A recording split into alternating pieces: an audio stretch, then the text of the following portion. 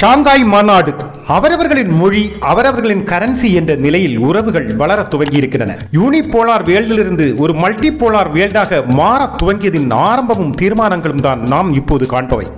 பொதுவாக மொழிபெயர்ப்பவர்கள் ஆங்கிலத்தில் பொதுமொழியாக கொண்டு தலைவர்களுக்கு மொழிபெயர்த்து அளிப்பார்கள். இங்கு ரஷ்ய மொழியில் பேசும்போது இந்தி மொழியிலும், இந்தியாவின் பிரதமர் ஹிந்தியில் பேசும்போது ரஷ்ய மொழியிலும் மொழிபெயர்க்கப்பட்டது மிகவும் ஆச்சரியத்தை ஏற்படுத்தப்பட்டது. அதாவது பொதுவான ஆங்கிலம் பயன்படுத்தப்படுவதை தவிர்க்கப்பட்டிருக்கிறது.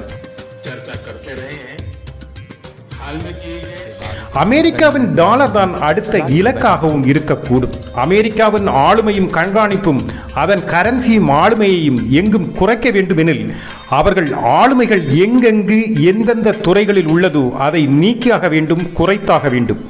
முதலில் அவர்களின் கரன்சி, இன்னொன்று அவர்களின் மொழி, எதற்கும் எங்கும் பொதுவாக ஆங்கிலம் பயன்படுத்துவது, இன்னொன்று நாகரிகம் என்று முறையில் அவர்கள் ஒவ்வொன்றுக்கும் உருவாக்கி வைத்திருக்கின்ற செயல்முறைகள், அது சாப்பிடுவது, உடை, பேச்சு, நடத்தை என பல, இவை எல்லாம் மாற்றப்பட வேண்டும். அவரவர்களின் நாகரிகமும் செயல்முறைகளும் அவரவர்களின் நாட்டின் பண்பாடுகளையும் போற்றப்பட வேண்டும், மதிக்கப்பட வேண்டும்.